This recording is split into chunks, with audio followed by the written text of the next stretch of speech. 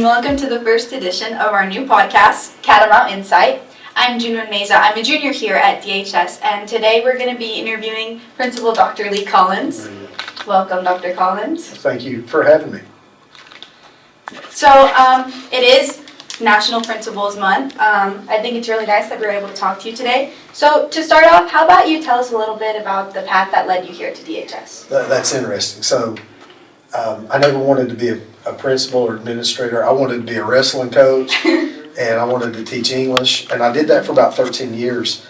And there was my third daughter started having seizures, so I resigned from teaching, went to work at a bank in Knoxville to be closer to my family, and I did that for a year, and the market crashed, and so I got back into teaching. I lost a lot of, we'd lost all the equity in our home, we had lost a lot of money. So I was commuting from Knoxville to Atlanta. At the time I got a job at Alexander High School, and I called the guy and I was like, hey, I want an assistant principal's job, and he was like, well, it doesn't work that way.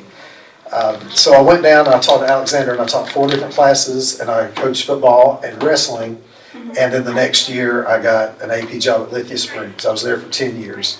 Very different than Dalton. It's very urban.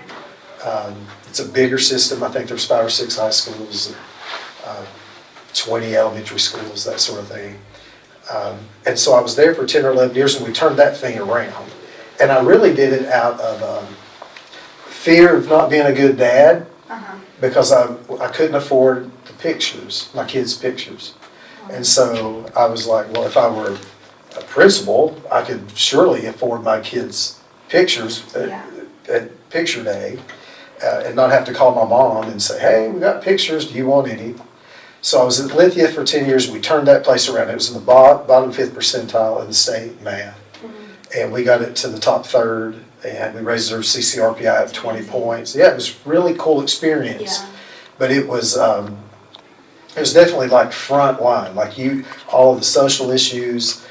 It was urban enough that you had those issues. It was rural enough that you had those. But it was very, very different.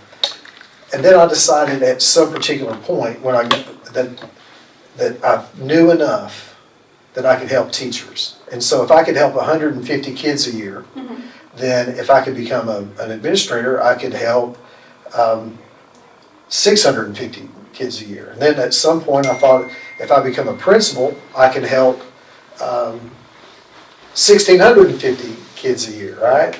And so I applied for a bunch of jobs, Cartersville, Dawsonville, and Lawrence County, and I got the call back from Lawrence County. It was elementary school. So we started an ag program. We had 100 goats and 20 cows, but we started an agriculture program at an elementary school. And then I moved from there to East Lawrence High School. I was there for 3 years. And this job came open, and I never thought I'd get it, because Dalton's Dalton, and it's pretty exclusive, and I think it was a perfect storm. I think maybe they were looking for someone that maybe wasn't from here, that had a different perspective on some things, but that's the path that led to Dalton High School. That's nice to hear. I think, like, hearing that you didn't want to be a principal and like now you're a principal, like, do you look back and think like regret your choices of not trying to be a principal earlier? No, not at all. But I do miss, when you're a coach or a teacher, in a lot of instances, you're the most important person, and that person in someone's life. Yeah. I'm a step away from that. And so do I miss that? Yes. Like, I'm still closer to kids I coached that are now, when I started I was 22. I was the head football coach and wrestling coach when I was 22. I taught 8th grade. Some of those kids were 15, right? And there's a 7-year age difference. My wife and I are 7 years apart, so these people that I taught my first year are 45, 46 years old now. What the? And so in a lot of cases, I'm closer to some of them still than I am to current students that I see every day, because of how deep our relationship was. As a matter of fact, do you remember Mr. Mercado, who taught here last year? He taught special ed besides school. Oh, yeah. So his dad was one of my first wrestlers. in 1996, 97. And like, he was the best wrestler I'd ever coached. And like those relationships, being the most important person in someone's life, Yeah. it's pretty cool. That is really important. I think the concept of time is crazy. Like that, some of your students are my dad's age. That's wild to me. Yeah. So this is your second year here at DHS, and there's been a lot of changes. One of the biggest changes was the change to the new Yeah. block schedule. So can you tell us a little bit about that and like how you think it's helping students? So nothing's perfect. And I think with anything, there's pros and cons. Yeah. I think specifically for Dalton High School, I think the 4x4 offers a couple of things in comparison to everything that we try to do. We offer sports. I've never been at a school that has lacrosse. I've never been at a school that has this many people on a cross-country team. Have you seen that? Yeah. Like it looks like the picture's in the stadium, and it looks like a football team, right? We have a theater, 3 cafeterias, a lecture hall, like a swimming pool. Like this school has things that other places don't have. There's so much. So last year with an AD block, you as a student would have 8 classes at one time. Your teacher would have you and on average 130 to 150 other students that they're keeping up with. I think the thing that it offers us is it makes life simpler for teachers, for students, for parents. Parents don't have to check 8 classes, they check 4. And out of those 4, there's 2 academic and 2 electives most of the time. Some people overload with world language classes, and so they've got 3 academics.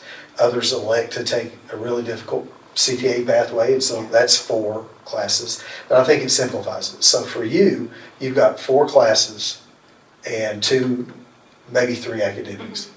The teacher that's serving you last year had 150 students at any given time, and this year they've got 75.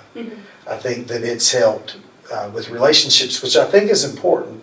And I think we've gotten so caught up, not just at Dalton, but in education in general, in the work that's got to be done. All of the instruction, the safety, the security, lesson plans, all these teaching strategies and approaches that sometimes we put the most important thing on the back burner, or we make it second.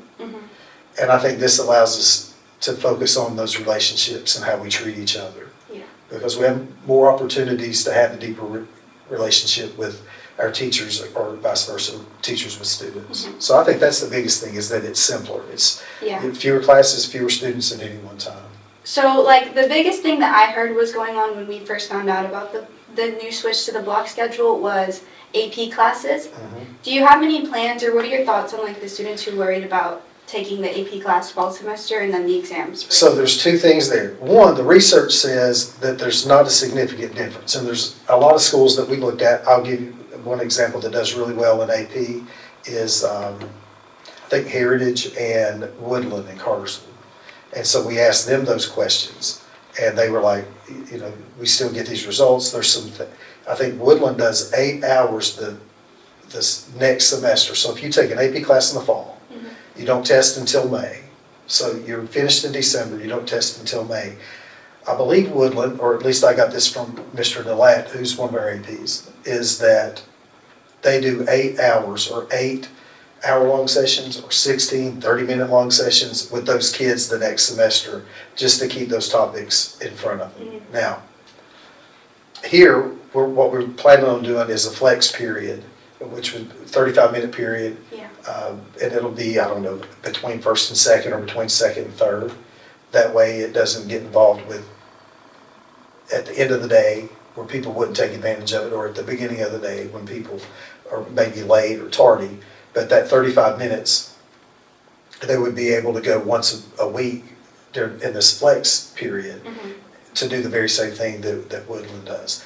But the research says that there's not a significant difference, because the research says that when you take a class every day for a period of time, your retention is better, and then your performance is not significantly different at the end. but we still want to bridge that gap. But that's Okay. what do you think? Do you take any AP classes? Yeah, so I'm taking AP Environmental Science, and then I'm going to take A-Push next semester. Mhm. So I wasn't too worried about it because I felt like if I kind of gave myself the time to try and learn the concepts and then like make a schedule for myself on studying and maybe study in groups and stuff, that personally like I'd be okay because I wasn't going to kind of put too many APs on my schedule. Like I did hear like lots of students who were like a bit worried about it, but I kind of think that the teachers who are teaching the AP exams also kind of have like plans of Mhm. wanting to meet like the semester afterwards for the exams. So Let me give Hannah Harris as an example. yeah, She teaches She's AP great. US History, so she has 3 classes this semester. Mhm. So next semester, what we're thinking is that we'll have advisement because we've got to get ready to register for the next year. So that would be one day. The next 4 days, 3 or 4 days would be dedicated to support, Mhm. remediation, and enrichment. And the AP and IB classes would be what we would call a support.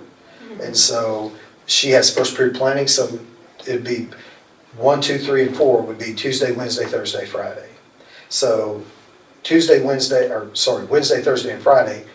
Wednesday she would see her second period class. Mhm. Thursday her third period, and Friday her fourth period Yeah. for that 30 minutes.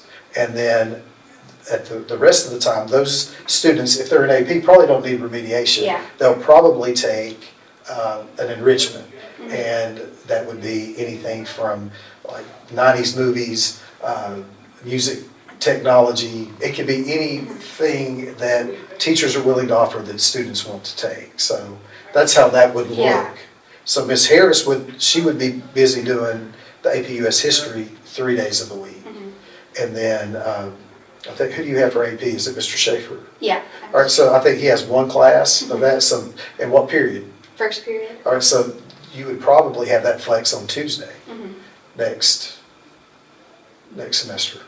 Yeah, I think things like that helps. I think it's nice to hear, and I think other students wouldn't be so worried about the schedule. But I think when I first heard about it, I was kind of just like, oh, I really like being able to alternate between classes. But now that I'm like in these classes, I think I enjoy this kind of schedule more. I'm not worried about 8 classes at a time. So. Well, and when you hear that kind of concern, Mhm. like you wonder if, because I talked to some students that had the concern, and when I talked to them, like it wasn't always their concern. Yeah. It was almost like a projected concern from their teachers that were worried about their performance, or their parents that might be worried about their performance, and the students were to some degree. But like, so next year, or at the end of the year, you'll take 2. Mhm. If you agree or decide to take them both. I'm curious to see how you'll do. In other words, let's say you make a 4 in one and a 1 in the other. Uh-huh. Which one did you make the 4 in? Which one did you make the 1 in? And is there a reason why? Is it your interest in it? Yeah. Is it the timing of it? Like, I don't know. I think there's a lot of conversations to be had. But I don't think those are bad conversations. Yeah, I don't think they are too. I think like it's just good to know about people's concerns, especially with changes. Let's not look at my scores though, because I'm not the smartest. Well, and then what are your expectations? And then what do you make? Yeah. And then let's go from there. Like, if you expected to make a 3 and you made a 1, Uh-huh. then why is that? Are you not really interested in the subject?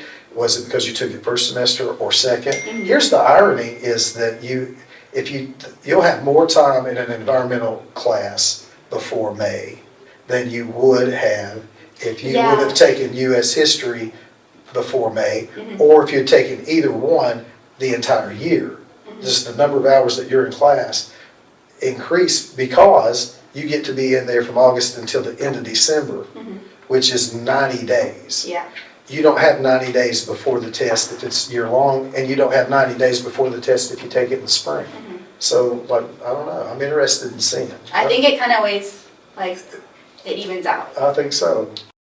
We had such a great conversation with Dr. Collins, so we're going to split it into 2 parts. Stay tuned for part 2.